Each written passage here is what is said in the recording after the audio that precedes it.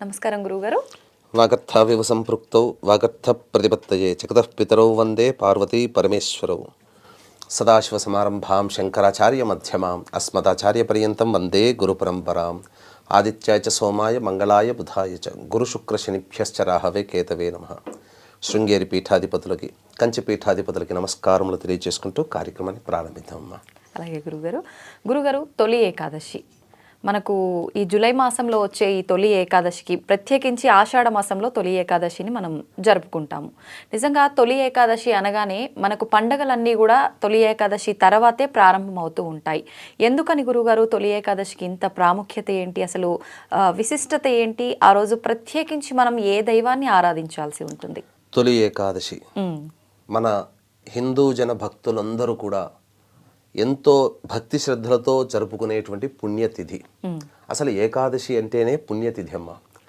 అయితే మన వాళ్ళు మహర్షులు ఈ కాలంలో చెప్పుకునేటువంటి సైంటిస్టులు అని చెప్పవచ్చు. ఎందుకంటే ప్రతి దాంట్లో కూడా ఒక సాంకేతిక విజ్ఞానము, సైన్స్ అనేది దాగి ఉంది మన ప్రతి ఆచార వ్యవహారాల్లో. నమస్కారం పెట్టడం దగ్గర నుంచి, బయట నుంచి రాగానే కాళ్ళు కడుక్కోవడం దగ్గర నుంచి, ఇలా ప్రతి దాంట్లో ఎంత వైజ్ఞానికంగా మన వాళ్ళు ఆలోచించారో ఈ ఏకాదశి యొక్క మహత్యము కానీ కథ కానీ విన్న వాళ్ళకి అంతర్లీనంగా తెలుస్తుంది. దీనిని అంటే సాధారణంగా మొత్తం 12 నెలల్లో 2 ఏకాదశులు, మొత్తం 24 ఏకాదశులు వస్తాయి. దీనిని ప్రథమైకాదశి అని చెప్పి అని అంటుంటారు సంస్కృతంలో. మన తెలుగు వాటికి వచ్చేసరికి అర్థము ప్రథమం అంటే తొలి అని కదా, అందుకని మన తెలుగులో దాన్ని తొలి ఏకాదశిగా మనం పెట్టుకున్నాం. కాబట్టి ఈ రోజు నుంచి శ్రీ విష్ణు భగవానుల వారు శయనమందు ఉంటారు. శేషసాయి తల్పసాయి అని అంటారు కదా, అంటే నిద్రించడానికి ఆ రోజు తిథిగా పెట్టుకున్నారు. ఈ రోజు నిద్రలో వెళ్ళి మళ్ళీ కార్తీక శుద్ధ ఏకాదశి వరకు ఉండి కార్తీక శుద్ధ ఏకాదశి నాడు మళ్ళీ నిద్ర నుంచి మేల్కొంటారు. దాన్ని ఉత్థాన ఏకాదశి అని అంటారు. మరి ఆషాఢ మాసం నుంచి కార్తీక మాసం పెట్టుకునేసరికి ఏమవుతుంది? 4 నెలలు, అంటే చాతుర్మాస దీక్షగా. అయితే సాధారణంగా ఈ యొక్క ఏకాదశి అనేటువంటి సమయం సందర్భంలో వచ్చినప్పుడు ప్రధానంగా దాని యొక్క మహత్యము వీక్షించేటువంటి ఐడ్రీమ్ ప్రేక్షకులు కూడా గమనించాల్సిన అంశం ఏంటంటే ఈ కార్యక్రమాన్ని ఆశాంతం వీక్షించండి. ఎందుకనంటే చాలా విలువైనటువంటి సమాచారాన్ని, శాస్త్ర గర్భమైనటువంటి సమాచారాన్ని మీకు తెలియచేయడం జరుగుతుంది. వీలైతే లైక్ చేసుకోండి, మళ్ళీ మళ్ళీ చూడవచ్చు. ఎందుకంటే ఈ ఏకాదశి మహత్యం వింటే సకల పాపాలు తొలగిపోతాయి. ఇదే మనం అప్పుడు చెప్పుకుంటున్నాం. పూర్వము తాళజంఘుడు అనేటువంటి ఒక రాక్షసుని యొక్క కొడుకు మురాసురుడు. ఆ మురాసురుడు బ్రహ్మవర ప్రసాదము చేత లోకాలనన్నిటినీ కూడాను భయకంపితులను చేసేశాడు. ప్రజలు బాధలు పడ్డారు, ఋషులు మునులు బాధలు పడ్డారు. ఇక దేవతలకి ఏ పూజ చేయనీయకుండా ఈ రాక్షసుడు అడ్డుకొనిచున్నటువంటి సందర్భంలో మన ఇంట్లో మనకేదైనా సమస్య వస్తే అమ్మ నాన్నకు చెప్పుకుంటాం, మనకి ఇంకా ఏదైనా పెద్ద సమస్య వస్తే ప్రభుత్వానికి చెప్పుకుంటాం, రాజులకు చెప్పుకుంటాం. మరి ప్రభుత్వాలు రాజులకే సమస్య వస్తే చీఫ్ దగ్గరికి వెళ్ళాలి కదా. వీళ్ళందరూ రాజులతో సహా ఎవరైతే వరం ఇచ్చారో బ్రహ్మ దగ్గరికి వెళితే ఆ బ్రహ్మ ఏం చెప్పాడంటే, ఈ వరం ఇచ్చాను కాబట్టి నాకు మళ్ళీ తిరిగి దాన్ని తీసుకునే శక్తి లేదు, కానీ సృష్టి స్థితి లయకారకాలలో స్థితికారకుడు అంటే రక్షించేవాడు శ్రీ విష్ణు భగవానుడు, కాబట్టి ఆయనకి వెళ్ళి మొరపెట్టుకుందామని చెప్పి మొరపెట్టుకున్నారు. అంతటా వీరి బాధలన్నీ విన్న తర్వాత విష్ణు భగవానుడు ఆ మురాసురుడితో యుద్ధం చేయడానికి వెళతాడు. దాదాపు 1000 సంవత్సరాలు అలుపు సొరుపు లేకుండా యుద్ధం చేస్తాడు. 1000 సంవత్సరాలు చేసిన తర్వాత ఇక ఆ విష్ణు భగవానుడు కొంత సేద తీరుదామని గుహలో సేద తీరుతుండగా విష్ణువు కోసం వెతుకుంటూ వచ్చిన మురాసురుడు అక్కడ ఉంటాడు. ఆ సమయంలో ఆ ఒక మహత్యము కలిగినటువంటి ఒక దేవి మాయారూపము ఉద్భవించింది. ఉద్భవించి ఏ కారణం చేతనైతే ఆ స్వామి శయనించారో ఆ విధంగా ఆ యొక్క స్వామి యొక్క కార్యాన్ని ఆ స్త్రీమూర్తి చేసి పెడుతుంది, అంటే మురాసురుని సంహరిస్తుంది. అప్పుడు నిద్ర నుంచి మేల్కొన్న తర్వాత విష్ణు భగవానుడు ఆమెకి, నీకేం వరం కావాలో కోరుకోమ్మా, నేను చేయాల్సిన కార్యాన్ని నాయందు జనించిన నీవు చేసావంటే అప్పుడు ఆమె 3 వరాలు కోరుకుంటుంది. ఎల్లప్పుడూ నేను నీకు ప్రియమైన దానిగా ఉండాలి. ప్రియము అనంటే ఇష్టపడేటువంటి విధంగా, అంటే ఆ విష్ణు భగవానికి ఇష్టంగా ఉండాలట. రెండవ వరం వచ్చేసేసి ఏం కోరుకుందానంటే, నిన్ను ఆరాధించే తిథులలో నేను అగ్రతాంబూలం నాకు కావాలి. ఓకే. ఎందుకంటే విష్ణు భగవానుడు దైవ స్వరూపం కదమ్మా. ఇక మూడవ వరం ఏం కోరుకుందానంటే, నన్ను నేను ఉన్నటువంటి తిథి రోజున ఎవరైతే మిమ్మల్ని ఆరాధన చేస్తారో, పూజ చేస్తారో, సాంప్రదాయాన్ని పాటిస్తారో వాళ్ళకి మోక్షం కలిగించాలి అని చెప్పి 3 వరాలు కోరుకుంది. ఇక ఆ రోజు నుంచి కూడా విష్ణు భగవానునికి అత్యంత ప్రీతికరమైనటువంటి తిథిగా ఏకాదశి మార్పు చెందడం. ఈ ఏకాదశి రోజున కఠినమైనటువంటి ఉపవాసం ఉంటారు. ఈ ఏకాదశి వ్రతాన్ని ఆచరించినటువంటి వాళ్ళు నిండు 100 ఏళ్ళు ఆయురారోగ్యాలతో బతుకుతారమ్మా. అసలు అమెరికన్ సైంటిస్టులు అందరూ కూడా ఎక్కువగా ఫోకస్ చేసినటువంటి సందర్భం ఏంటంటే, ఎప్పటి నుంచో భారతీయుల యొక్క శరీర తత్వంలో బాగా రోగ నిరోధక శక్తి ఉంది, వారు తినే పదార్థములన ఆచార వ్యవహారాలని చెప్పి ఎంతో రీసెర్చ్ చేశారు. ఈ రీసెర్చ్కి మూలం ఎక్కువగా పడింది మాత్రం కరోనా టైంలో.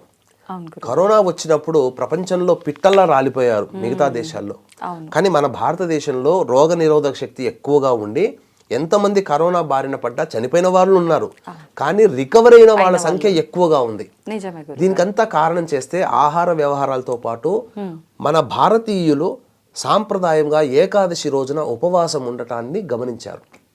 అంటే నెలలో 1-2 రోజులు ఉపవాసము అనేటువంటిది ఉంటే గనక శరీరము తన బాడీని రిపేర్ చేసుకుంటుంది.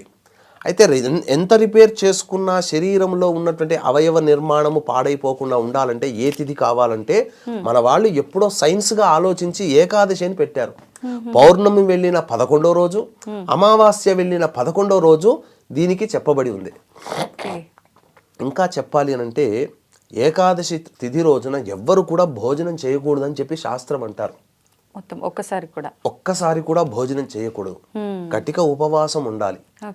అయితే ఆ రోజున ఉడికించినటువంటి పదార్థాలు కాకుండా చపాతీలు, మంట మీద వేయించిన చపాతీలు కానీ లేకపోతే ఊరగాయ పచ్చళ్ళు వేసుకొని ఆ చపాతీలు తినవచ్చు. బీపీ షుగర్లు ఉన్న వాళ్ళు తినవచ్చు. కానీ ఉపవాసం గనక ఉంటే గనక దీంట్లో శరీరం ఆరోగ్యంగా ఉండడంతో పాటుగా దైవానుగ్రహం కూడా కలుగుతుంది. అంటే దీనికి కూడా మనకు పురాణాల్లో ఒక కథ ఉందమ్మా. విష్ణువు నుంచి జనించినటువంటి ఒక పాప పురుషుడు బ్రహ్మ యొక్క పాలభాగము అంటే ఈ యొక్క నుదుటి నుంచి స్వేద బిందువు, చెమట బిందువు కింద పడి జన్మించినటువంటి ఒక రాక్షసుడు. ఇద్దరూ కలిసి బ్రహ్మదేవుడి దగ్గరికి వెళ్ళి, మేము ఉండడానికి మాకు ఒక తగు స్థానాన్ని, రాక్షసులం కదా, మాకొక తగు స్థానాన్ని ఇవ్వండి అని చెప్పి వేడుకున్నారట. అంతటా బ్రహ్మదేవుడు ఏమని వరమిచ్చాడంటే, మీరు విష్ణు భగవానుడికి అత్యంత ప్రీతికరమైనటువంటిది పుణ్యాన్ని సంపాదించేటువంటి ఏకాదశి తిథి రోజున ఏ మానవులైతే భోజనము చేస్తారో ఆ భోజనంలో అన్నాన్ని ఆశ్రయించండి మీరు అని. అందుకని ఏకాదశి తిథి రోజున ఉపవాసం ఉండమని చెప్పారు. భోజనం చేస్తే పాపత్వం వస్తుంది. ఈ ఏకాదశి పుణ్యతిథి రోజున ఆచరించాల్సినటువంటిది ప్రధానమైనటువంటిది విష్ణు భగవానుడికి ప్రీతికరముగా ఉండడం. ఉదయాన్నే సూర్యోదయం కంటే ముందే ఏకాదశి తిథి రోజున కాలకృత్యాదులు తీర్చుకొని తులసి చెట్టు దగ్గర ఆవునేతితో దీపారాధన, ఇంట్లో దీపారాధన చేసుకొని చక్కటి శ్వేత వస్త్రములు ధరించి విష్ణు సహస్రనామ పారాయణం చేయాలమ్మా. చేసిన తర్వాత చాలామంది ఏకాదశి కదా విష్ణు భగవానికి ఇష్టమైనదని చెప్పేసి తులసి దళాన్ని తెంపుతారు. ఏకాదశి రోజున తెంపకూడదు, ముందు రోజు తీసుకొని పెట్టుకోవాలి, కడిగి పెట్టుకోవాలి. ఇక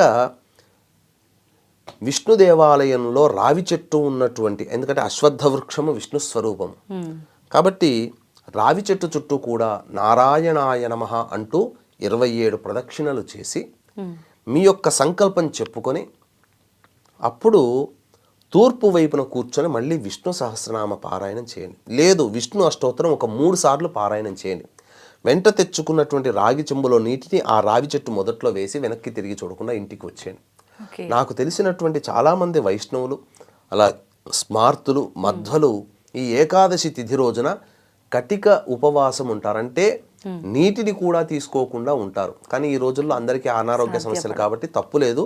ప్రాణాల్ని కాపాడుకోవడం కోసం తగు స్వల్ప ఆహారము పండ్లు ఇవి తీసుకోవచ్చునమ్మా. అంటే ఉండగలిగినంతసేపు ఉండి ఉండగచ్చి పండ్లు తీసుకోవచ్చు. కానీ శివరాత్రి రోజున ఏ విధమైనటువంటి జాగరణ చేస్తారో అదే విధముగా ఈ యొక్క ఏకాదశి రోజున కూడా విష్ణు నామస్మరణ చేసుకుంటూ జాగారం చేసి తరువాత తెల్లవారుజామునే మళ్ళీ కాలకృత్యాదులు తీర్చుకొని విష్ణు దేవాలయానికి చేరుకొని విష్ణు దేవాలయంలో మీరు అంటే లక్ష్మీ నరసింహస్వామి, కృష్ణుడు, రాముడు, వెంకటేశ్వర స్వామి ఎవరికైనా ఆ స్వామికి అర్చనాభిషేకాదులు జరిపించి గోతనామాదులతో అక్కడ మీరు ఆ యొక్క ఉపవాస వ్రతాన్ని ఎవరైతే విడిచిపెడతారో వారికి సంపూర్ణమైనటువంటి విష్ణు అనుగ్రహం కలుగుతుంది. సకలమైనటువంటి పరమ భాగవతోత్తములైనటువంటి ప్రహ్లాదుడు కానీ, శిబి చక్రవర్తి కానీ, బలి చక్రవర్తి కానీ వీళ్ళందరూ కూడా భాగవతోత్తములే, విష్ణుని ఆరాధించి మోక్షాన్ని పొందిన వాళ్ళే. బలి చక్రవర్తి అయితే షట్చక్రవర్తులు మరియు చిరంజీవి కూడా ఆ బలి చక్రవర్తి. వచ్చే మన్వంతరంలో బలి చక్రవర్తి ఇంద్ర పదవి పొందుతాడు.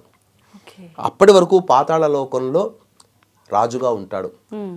బలి చక్రవర్తి అడిగినటువంటి వరప్రకారము ఈ యొక్క తొలి ఏకాదశి రోజున పాతాళ లోకానికి బలి చక్రవర్తి నివాస గృహానికి వెళ్ళి శయనించి కార్తీక శుద్ధ ఏకాదశి నాడు మళ్ళీ తిరిగి వస్తారు భూమి మీదకి.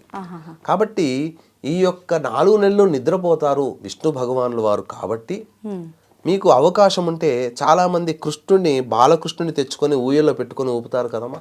అట్లా ఆ కృష్ణుని విష్ణు స్వరూపంగా ప్రతిరోజు రాత్రి నిద్రపుచ్చినట్టుగా చేసినట్లయితే తప్పకుండా విష్ణు యొక్క సంతోషాన్ని మీరు పొందగలుగుతారు.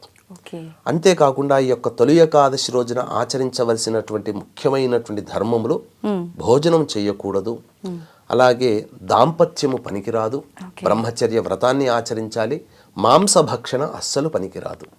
ఇక సాధ్యమైనంత వరకు మౌనమును ఆశ్రయించి విష్ణునామస్మరణ.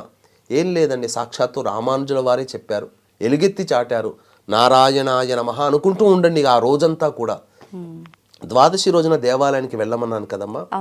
వెళ్ళిన తర్వాత అక్కడ ఆ యొక్క ఉపవాస దీక్ష విరమణ చేసి బయటికి వచ్చిన తర్వాత అనాథలు ఉంటారు కదా, మీ యొక్క శక్తి కొలది తినే పదార్థాలు, బిస్కెట్ ప్యాకెట్లు, బ్రెడ్ ప్యాకెట్ ఏదైనా కానీ వాళ్ళకి పెట్టండి. మీ శక్తి కొలది వందలు ఖర్చు పెట్టకుండా 100 రూపాయల్లో చాలా వస్తాయి. అనాథలకి పంచిపెట్టినట్లయితే దానము చేసినటువంటి గుణము కలుగుతుంది.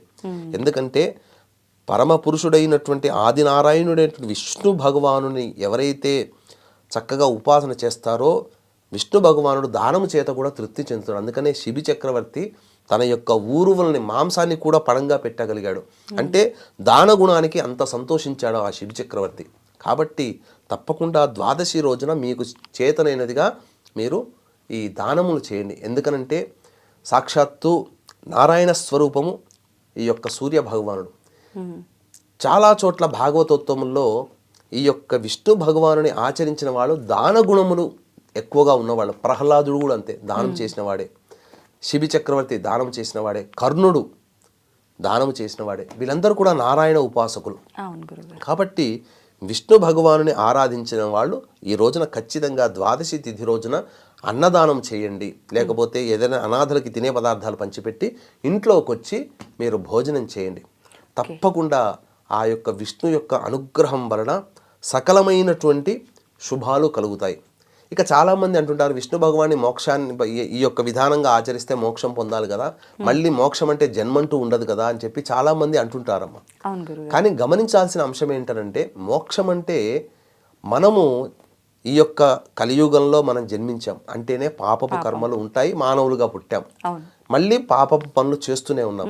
మోక్షము కలుగుతుంటే దీని అర్థం ఏంటంటే మనకు చెడు పనులు చేయకుండా మన మనస్సు నిరోధించబడుతుంది ఈ జన్మలో. భవిష్యత్తు జన్మలో ఇంతకంటే ఉత్తమమైన జన్మ ఎత్తి భక్తి ప్రపత్తులతో దైవాన్ని కొలవగలిగేటువంటి శక్తి ఉంటుంది, ఆ జన్మ లభిస్తుంది.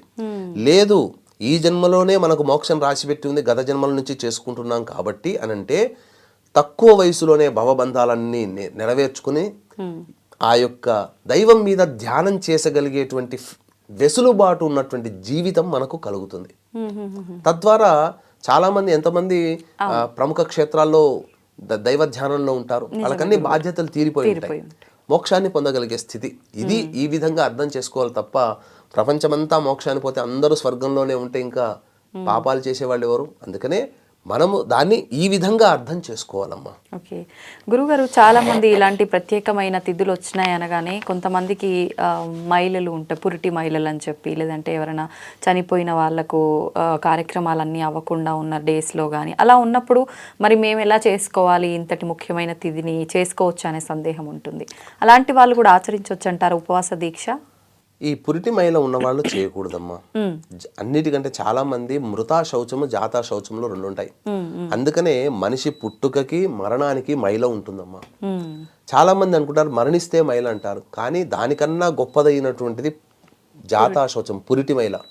ఎందుకంటే మన ఇంట్లో ఒక శిశువు జన్మిస్తాడు, ఆ 11 రోజుల పాటు మనం చేసినటువంటి పాపకర్మలు ఆ శిశువు యొక్క తలరాత మీద ఆధారపడి ఉంటుంది. ఎందుకంటే 11వ రోజు శుద్ధి చేసినప్పుడు బ్రహ్మదేవుడు వచ్చి లిఖితం రాస్తాడు. పుట్టగానే అతనికి గత జన్మ జీవితం ఈ జన్మతో ముడిపడి ఉన్నటువంటి జీవితంగా అన్నీ ఉంటాయనుకుంటారు, కానీ పుట్టిన 11 రోజుల వరకు కూడా ఏ బ్రహ్మదేవుడు కూడా మనకు వరం ఇవ్వడు. 11 రోజున వచ్చి చాటలో పెడతారు, ఎవ్వరూ ఉండరు. దానికి కూడా మనం అవసరమైతే దీని విధానం ఏంటంటే ఒక మంచి వీడియో సందర్భంలో తప్పకుండా చేసుకుందాం.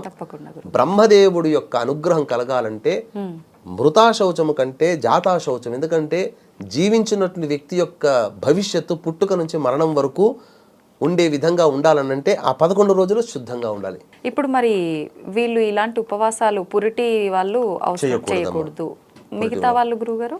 అసలు మైల వచ్చిన వాళ్ళు ఎవరూ చేయకూడదు. అసలు ఏ విధమైనటువంటి మైల ఉన్న వాళ్ళు చేయకూడదు. ఆడవాళ్ళు కానీ అలాగే ఏదైనా పురిటి సూతకం మరణం వచ్చినటువంటి సూతకం ఉన్న వాళ్ళు చేయకూడదు. గురుగారు, ఒకవేళ ద్వాదశి రోజు ఆలయానికి వెళ్ళటానికి వీలు కాని వాళ్ళు ముందు రోజు ఉపవాస దీక్ష అంతా ఉంటుంది, మరుసటి రోజు ఆడవాళ్లకు వీలు అవ్వని పరిస్థితుల్లో ఉంటే ఇంట్లో ఉన్నటువంటి విష్ణు భగవాన్ని చిన్న ప్రతిమ తెచ్చుకుంటారు, ఏదో ఒక రూపంలో ఉన్న విష్ణు భగవాన్, లేదా ఫోటోకైనా కానీ మళ్ళీ చక్కటిగా పసుపు రంగు పూలమాల వేసి ఆ రోజున దీపారాధన చేసి స్వామికి మీరు వండిన నైవేద్యం పెట్టి మీరు భోజించవచ్చు. ఆ విధంగా ఉపవాస దీక్ష పూర్తి చేయవచ్చు. నిజంగా చాలా మంచి కథ కూడా తెలియజేశారు గురుగారు మాకు. నిజంగా నేనైతే ఇప్పటివరకు ఆ కథని విననే లేదు.